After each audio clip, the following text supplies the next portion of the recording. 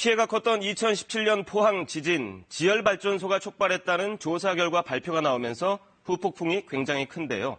포항 지열발전소 왜 지어졌고 어떤 문제들이 있었는지 이 문제를 집중 취재하고 있는 산업과학부 정현우 기자와 지금부터 자세한 얘기 나눠보겠습니다. 어서 오세요. 정 기자, 먼저 포항 지진을 왜 지열발전소가 촉발했다는 건지 짚어주시죠. 네. 2017년 11월이죠. 포항에서 규모 5.4의 큰 지진이 일어났습니다. 네. 먼저 당시 상황부터 한번 영상으로 보시겠습니다. 네. 보시면 굉장히 많이 흔들렸고 네. 지금도 기억이 납니다. 피해를 입은 분들도 많이 있었습니다. 네. 당시에 포항이 말 그대로 아수라장이 될 만큼 피해가 굉장히 컸습니다. 네. 그런데 이 지진을 두고 포항 지열발전소 건설이 영향을 미쳤다는 주장이 제기가 됐습니다. 결국 정부 조사단이 1년 동안 조사한 결과를 내놨는데요. 간략하게 정리하면 지열발전소 건설 공사가 포항 지진을 촉발했다는 겁니다. 네. 정부 조사단의 발표부터 먼저 짧게 보시겠습니다. 결과적으로 그 영향이 본진의 진원 위치에 도달되고 누적되어 거의 임계 응력 상태에 있었던 단층에서 포항 지진이 촉발되었다. 이 분명한 건 포항 지진이 자연재해가 아니라 인재라는 부분인 것 같은데요. 이 포항 지열발전소 사업을 맡은 업체는 어떤 곳인가요? 네, 이곳 사업을 맡았던 주관사는 넥스지오라는 작은 중소업체인데요. 네. 이 넥스지오라는 업체 2001년도에 설립이 됐지만 본격적인 성장은 이명박 정부 시기에 이뤄졌습니다. 네. 이 업체가 원래 지질 탐사, 조사 이런 업체였거든요. 이명박 정부 시기에 대대적으로 이뤄졌던 해외 자원 개발 과정에서 여러 사업에 참여를 하면서 몸집을 키운 겁니다. 네. 특히 2011년과 12년도엔 당시 지식경제부 추천으로 해외 자원 개발 유공 정부 포상을 2년 연속으로 받았던 사실도 취재 결과 확인할 수 있었습니다. 네. 이게 쉽게 말하면 해당 업체가 중소기업이잖아요. 그런데 이렇게 안전이 중요한 사업을 어떻게 맡을 수 있었던 걸까요? 네, KBS가 집중 취재팀을 꾸려서 이 사안을 심층 취재하고 있는 이유가 바로 그 부분에 있습니다.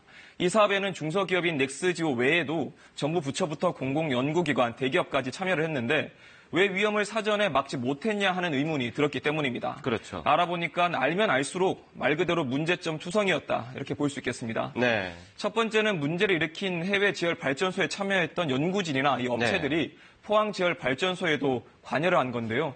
스위스 바젤 지열 발전소는 2006년도에 시추 직후에 지진이 일어나서 폐쇄가 됐는데 이 지열 발전소의 개발 책임자 마커스 헤링 박사와 또 당시 자문 로이 베리어 씨는 포항 지열 발전소에도 그대로 자문으로 이름을 올렸습니다.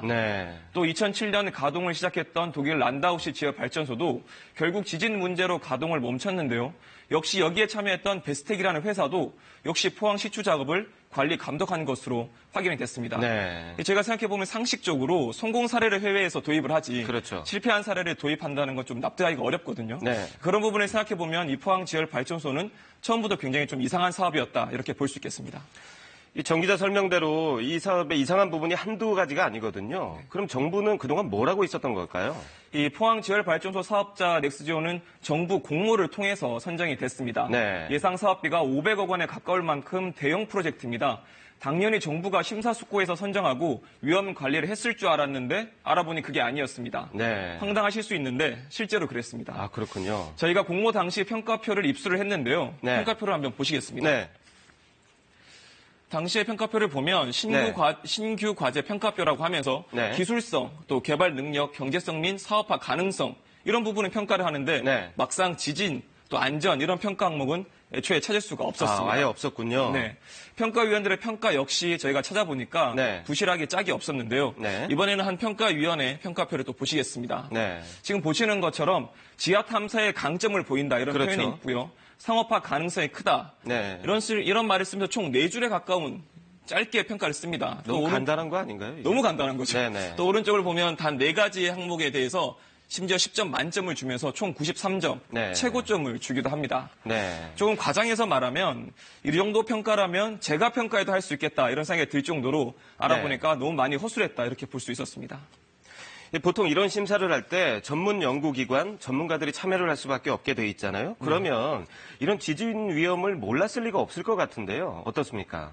저희가 알아봤을 때 당연히 이것을 알고 있을 줄 알았는데 알고 있는 정도가 아니고 잘못 알고 있었습니다. 아, 그래요? 한 발전업체가 지열발전소의 안전성을 물어보니 오히려 지진 가능성이 없다고 자문을 해주고 있는 상황이었습니다. 네. 포항지열발전 사업에 참여한 국책연구기관은 한국지질자원연구원인데요. 네. 이곳에서 지열발전과 관련해 외부에 자문한 문서를 저희가 입수를 했습니다. 네. 지열발전은 아주 미약한 진동을 유발하지만 느낄 수 없고 발파 진동에 비해 무시할 만한 수준이라고 강조합니다. 또 혹시 네. 지진이 나더라도 구조물에 대한 위협은 전혀 없다 이렇게 단언합니다. 그렇군요. 더구나 이 자문에 관여한 연구원들은 불과 몇 개월 뒤에 포항 지열발전 사업에 그대로 참여하기까지 했습니다. 네. 이번 포항 지열발전소 사태가 작은 중소기업 한 곳의 책임이 아니라 이 사업에 관여한 정부 부처 그리고 국책연구기관까지 모두의 책임이라는 점은 이런 점을 볼 때 분명해 보입니다.